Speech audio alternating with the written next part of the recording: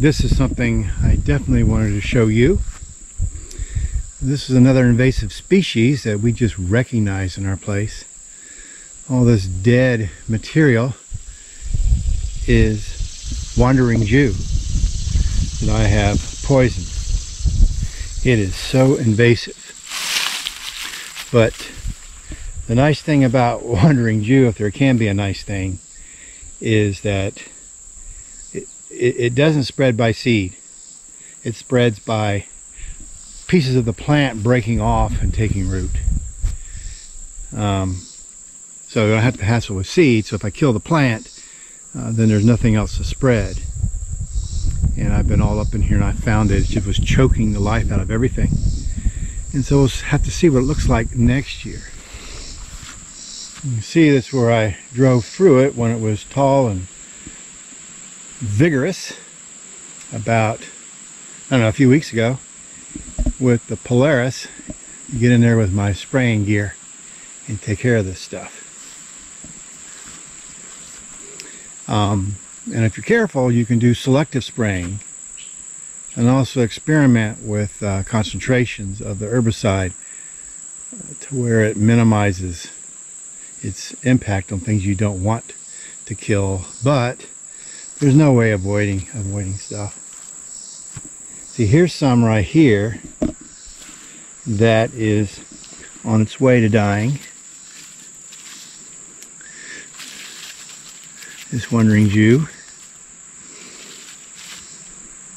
And I'll probably find some plants. In fact, I know I'll find some plants that I missed because I couldn't see it. See, here's one get partially hit. You can see it doesn't take much of a hit because all this is from one plant. And so it's dying, which is excellent. With my selective spraying, I was able to leave, a monarch. I was able to leave the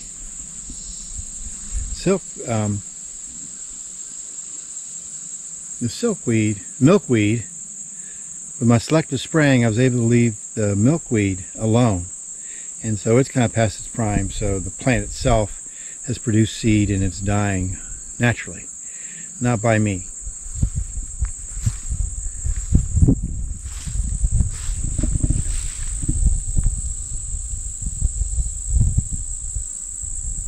Here's a good example of a wandering Jew that I missed. It was just in there with such other plants in such a thick manner that I missed. Although it's been wounded, so to speak, maybe the entire plant will die. And here's one, and here too. So we'll just have to see what happens. But all this brown stuff laying down is dead wandering Jew. So I got most of it. It's going to take a couple of years, I imagine, to get a hold of it.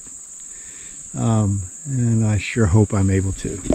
Because this whole area here went from milkweed, like this, over here, to just wandering Jew, just nothing but wandering Jew monoculture. And wandering Jew is not a forb. In fact, it's poisonous to livestock, which means it's probably poisonous to deer. So, animals don't graze off of it. And so you can see where I went up here and stopped, but I drove in here because looking for it, and there isn't anything in here. You can see how pretty it looks and the varieties. Of course, the problem with these invasive species is that they just come in and create a monoculture, which is basically a biological desert.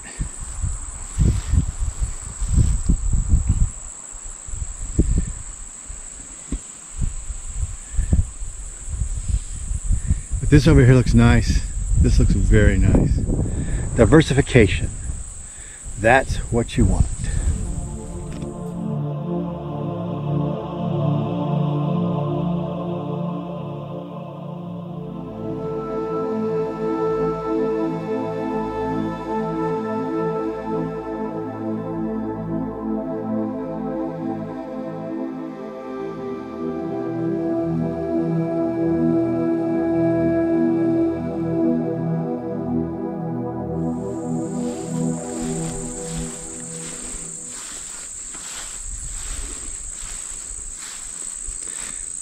So here's another area that was dominated by a wandering Jew. I've now gone in there and pretty much decimated it, which is wonderful. I'm really loath to walk around in this stuff, although I love to look at it because of the potential of rattlesnakes. In fact, I encountered one yesterday. Now, they're timber rattlers, not aggressive, but don't tempt fate, right? So they have a lot of nice milkweed in here, again, that's past its prime.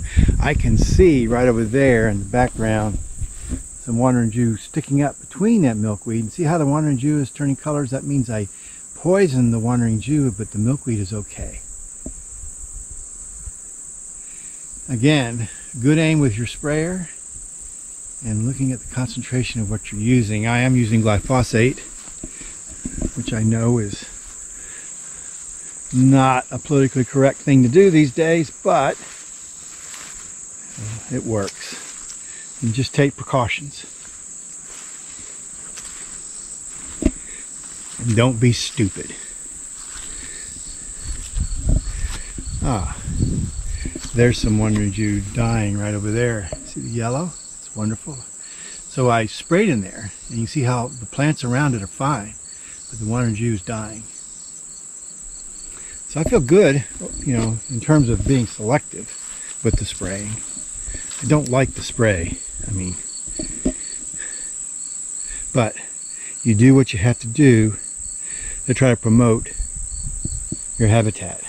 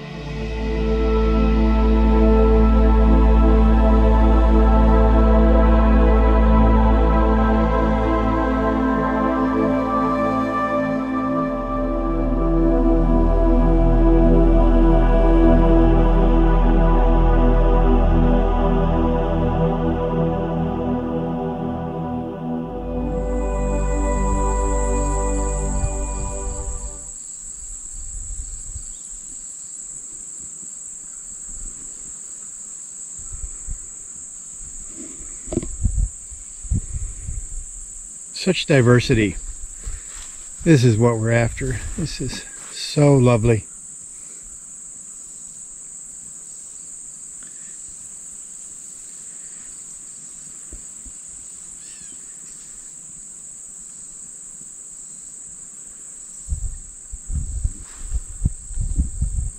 And all this is natural in the soil. You just have to promote it. You don't have to really plant anything. Although we did plant this American hawthorn.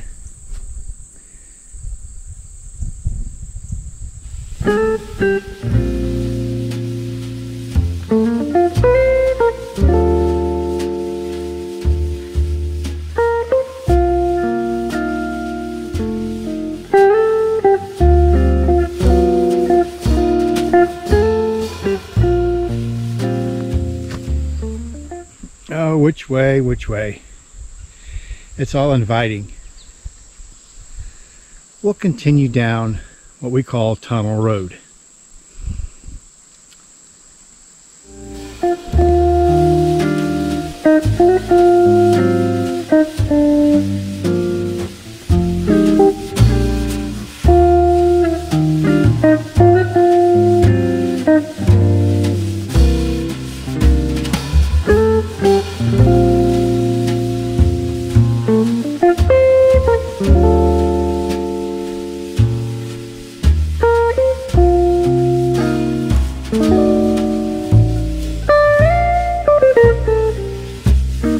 log used to be up there. It was rolled down by a bear looking for food, and we think we know the pair. It was a mama bear and her cub. I'll show you more activity of them soon. We spotted them doing this the other day. Anyway, they're just trying to make a living like everybody else.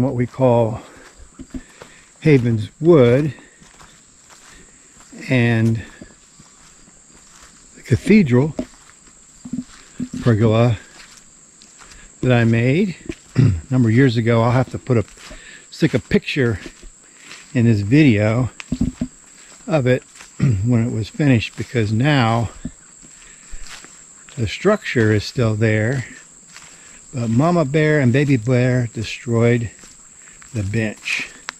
But you can see this is why we call it the cathedral pergola.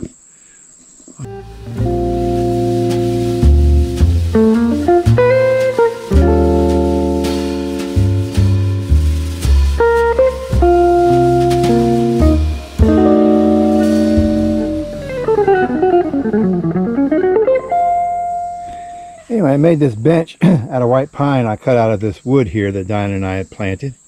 This little tree plantation, and made it out of, joined it with pegs and that kind of stuff. And mama bear destroyed it, looking for grubs and beetles and things like that. So what I'm going to do this winter is I'm going to rebuild that bench, but not out of pine. I'm going to make it out of sugar maple. I've got some trees already marked. I'm going to cut and make my logs and pieces out of. Let's go around to the back and let me show you the view. Here's the view from what would have been the cathedral bench, the cathedral pergola. There you go. I don't begrudge Mama Bear doing what she did. She's just doing what she does.